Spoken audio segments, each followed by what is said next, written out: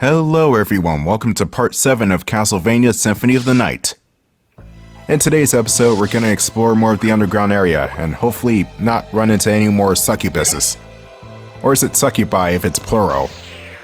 Succubitch is more like. I mean, come on, how are you going to do that to Alucard? The man's already tortured enough. Honestly, that tortured soul aspect was best demonstrated in the Netflix series. There's this one scene that kind of stuck with me where he was eating a fish. He was like having dinner. He was talking to himself, but he had dolls of Trevor and Sypha like right next to him. He was just talking as them. As if Trevor and Sypha were really there, but no, he's just gone crazy. And the scene was weirdly kind of funny because the voice actor of Alucard was doing his best to impersonate both Trevor and Sypha in the scene. But it was also kind of sad because the man is just sad. Why is Alucard so sad? He needs something to cheer him up, make him more playful, make him more like Mikey from TMNT. What he needs are nunchucks. The nunchucks, they are two-handed, but for some reason I'd like to use these more than the other Zweihanders in this game. Wanna know why? Because they're quick at least. And they also hit multiple times, whereas other Zweihanders hit once. Let's see, this game came out in '97. Okay, so Konami still did have the rights to Turtles because they also made some games based off the 2003 TMNT series. I want to say 2 of those were great and the other one was not that good. I think Battle Nexus was the shitty game, but I don't know, I liked Battle Nexus growing up. Probably wouldn't like it now as a grown adult, but time will tell if I ever play that game again. Hell, if I even consider buying the disc again. I'll just play it some other way. The fish heads are kind of like your bone pillars, except they're underwater and they're fish heads. There's no real difference in enemy type there. So a couple of parts ago, I got a comment regarding the sword familiar saying that you actually can wield this thing as a weapon. So I pulled a wiki, did some more extensive research to see what's up and see what level I have to be in order for this to happen. The familiar has to hit level 50 in order for this to work, and at that point the floating sword will fly off, which will also switch off the relic in your menu. The sword familiar will come back into your inventory as such, it's still called the sword familiar, and equipping this, I shit you not, this is the strongest weapon in the game. It's even more destructive than Chrysogrim. And I just glossed over the ass that was on screen. Yeah, the rating is just a suggestion. Rated T, more like rated TNA. But that was the Herald Shield, by the way. The Herald Shield paired with the Shield Rod. Using the square circle button combination will boost every defense you have. But getting back to what I was saying, the sword familiar does indeed become a weapon that Alucard can hold.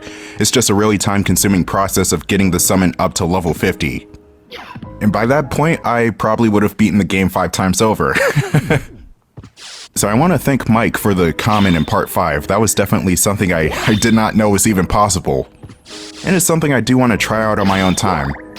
Not now, unfortunately, because I already pre-recorded the parts, but I'm still curious. And here's the boss for the catacomb section. Yeah, that was very quick. It's the Cerberus. No longer having a cat-like appearance like in the Super Nintendo Dracula X game. Yeah, apparently that was Cerberus, but it was just a multi-headed Black Panther. That was really odd. But nothing I can say about this boss fight, it's just piss easy. Usually Cerberus is one of the tougher enemies to deal with. Here we go. That switch I cannot activate just yet. I'm gonna need another familiar that's gonna help me out with this. And apparently the fairy can't do it for reasons. Ow, the Salem Witch hurts. And the superstition was true. The Salem Witch is an enemy that's kind of annoying to deal with since they're airborne. And they also have this energy attack that locks onto you. But otherwise, axes are good against Salem Witches, which is why I'm trying my damnedest to keep my hands on it. Oh, no! Why does that keep happening? I'm glad that sub-weapons that you accidentally lose don't just disappear, but if they fall into holes like that, they might as well just disappear. Such a sad day for Alucard and his axe-throwing ways. Anyway, we got the demon card. This is gonna help us out with that secret passageway.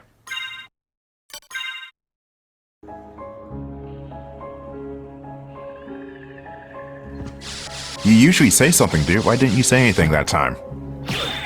The demon summon's attack power is not that impressive, but if you take time to level him up, he will become at least somewhat decent. I mainly just use the demon for pathfinding. I will give this familiar a 3 out of 5 in usefulness. It's alright.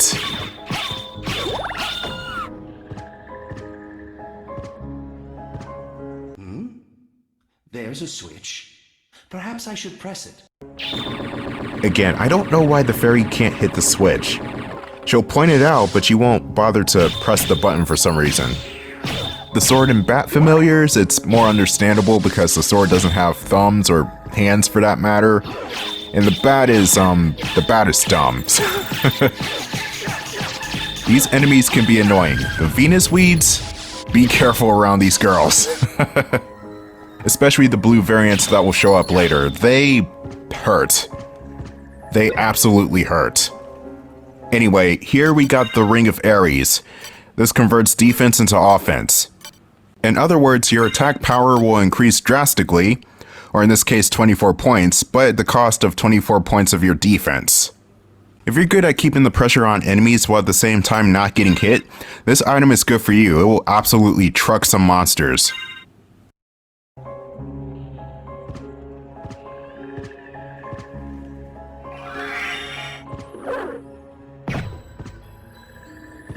I thought I was gonna speed run through this part. Oh well, anything to get past that Venus weed. The most annoying enemies in the game right there. Fucking Venus weeds. They're aggressive as hell. What we have to do next is go further down into the cave. This will take us to the catacombs area. And what we need from down there is absolutely essential for beating the game. I'm pretty sure there's a way to beat the game without this set of armor, but good luck figuring out a cheat for that. Over here is going to be another warp room, nothing too special, other than map completion or a quicker way to get around.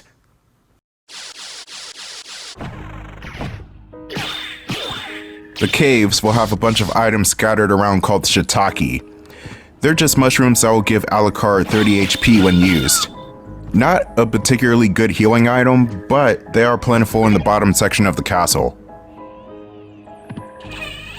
Go to this room on the left and we got a karma coin and a combat knife. The combat knife has average power, but some pretty impressive recovery frames. It's a short knife though, so the reach may not be that good. It does give you another quick attack though. I'm switching back to the broadsword.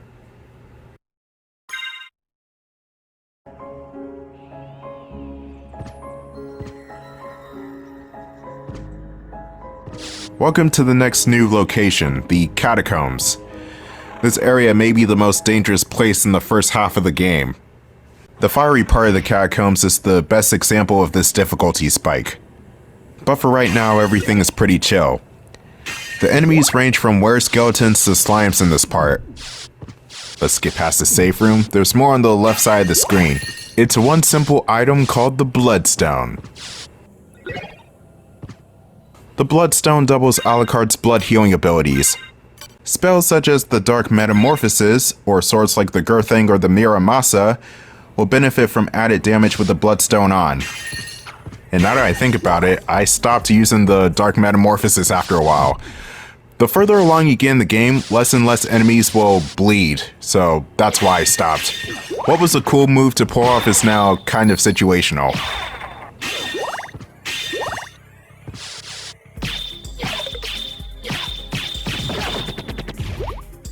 That skeleton just ran off. What a chicken shit. These gremlin/imp enemies are annoying because they just go in a set pattern and spawn fireballs all over the place. Oh jeez, look at this crap. Let's just use the soul steel. Best screen nuke in the game. And it only costs 50 MP. Your magic in this game comes back fast. It's actually kind of frightening how quickly your MP recovers. Just when you think you couldn't do a certain move, oh, you glow blue and then you're back up to full power. Just like that. These coffins can be destroyed, unveiling either blood skeletons or monster vials. I don't even know what the monster vials do because I don't use them. Oh god, here's where the more dangerous enemies start to show up. The Hellfire Beast is just the beginning of the misery. Gravekeepers, on the other hand, well, they appeared in the Colosseum, but there's double the amount of them here in the Catacombs. The Gravekeepers are just your rowdy karate masters that can dodge some of your attacks. Ouch. The loss of enemies, these hunchbacks right here, they're weak to ice attacks. I don't have a weapon with icy properties just yet, but we're about to come upon one of those. Oh, Discus Lords, oh no, oh no, oh no, crap. These guys hit like tanks. Or rather the saw blades if they touch you. The Discus Lord himself does not do that much damage if you touch him. Aggression wins every time. I even get a ballroom mask as a nice reward. Actually no, the ballroom mask is kind of a decent item, but I don't equip it. Anyway, here's the Ice Brand. This is the weapon I'm truly looking for, the Ice Sword of Mim. And it's extremely useful for enemies in this location since they're fire-based.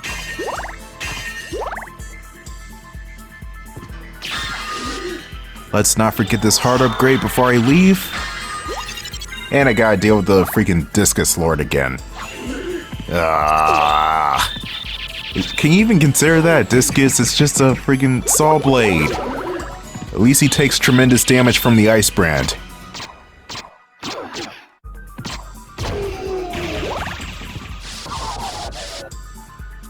The graphics in this game are pretty impressive for a 2D side-scroller, but Symphony of the Night also uses 3D polygons to even out the visuals.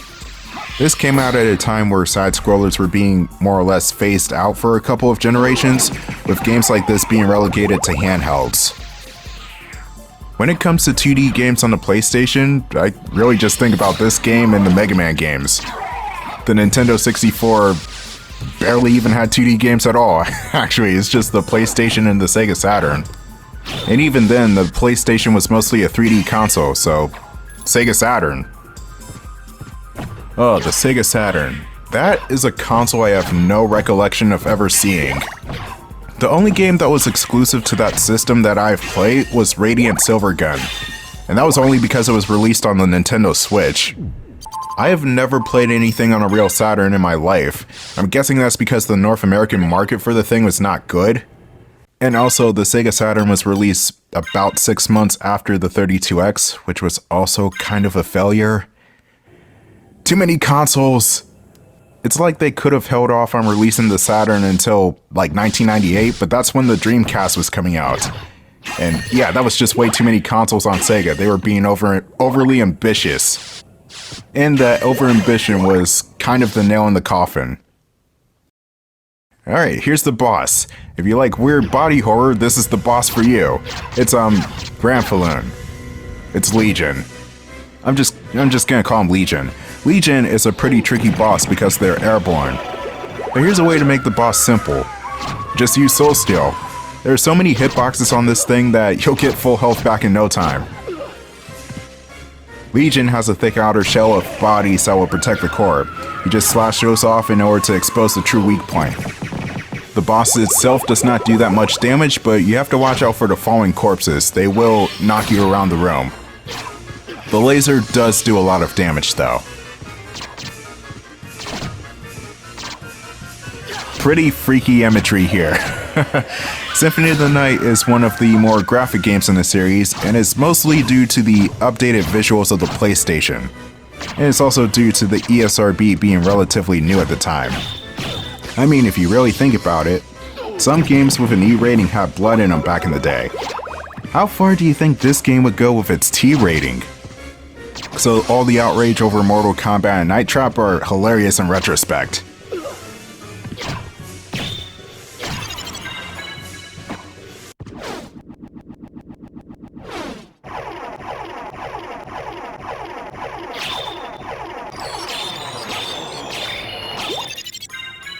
It's only a matter of time before Alucard becomes way too powerful.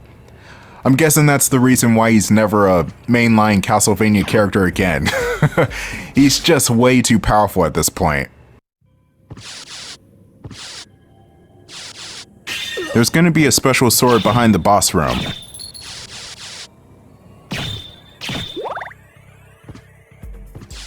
There she is, the Mormagil. A black sword that is strong against holy enemies. This will serve as a great tool for the boss in the next part.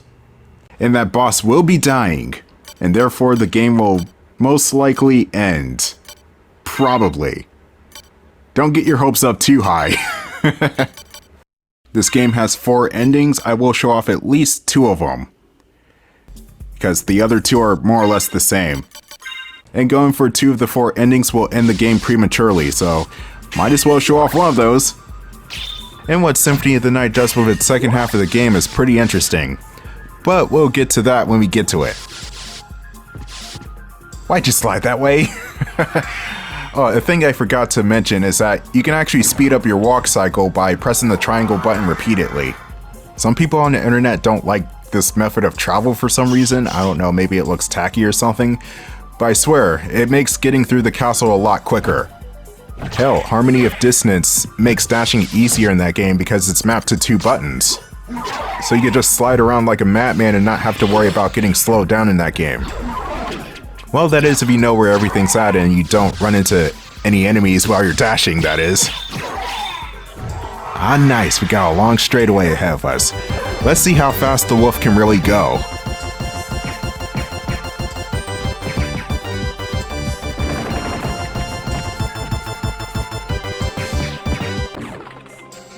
What is a man? A miserable little pile of speed-ups. No, seriously, the dog is fast. Anyway, this room is where the slimes are. They're just kind of useless. They are slow, and some are even slower. Like that red slime that was just on screen. It is kind of a lazy enemy. They're still weak to ice, though. And here's the do or die room. You make one mistake and you die a miserable death. You need to transform into the bat and use your echolocation. This will guide you through the tight hallway of spikes.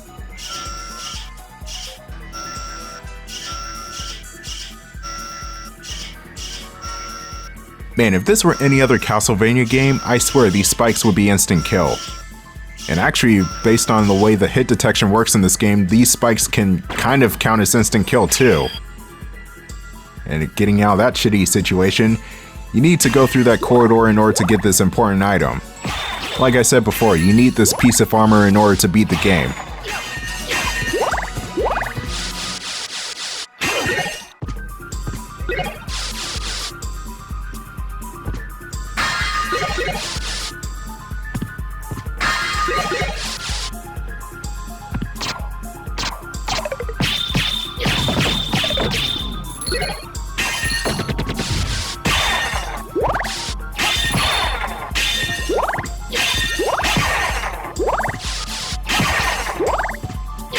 Damn, I forgot what this piece of music was called, but it's jazzy, but it's also ominous in a way.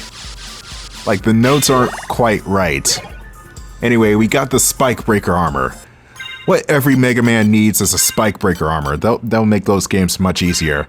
But the Spike Breaker armor breaks spikes. You won't have to worry about getting punctured by them. It's a godsend, but it's kind of situational because the defense is not that great. Especially considering I got way better armor. So I'm gonna show off the Spike Breaker's properties, and yeah, hella situational, but it works. It even covers Alucard's head from spikes, which is pretty neat. That makes me wonder why Mega Man can't have this type of armor. Oh, it doesn't matter. Before I end the part, let's pay a visit to the librarian. I got a couple of things I need to sell off, and I also want to show you the bestiary. Or is it pronounced bestiary? I've heard either or, but I think it's pronounced bestiary. The enemies list, there we go, I dumped it down.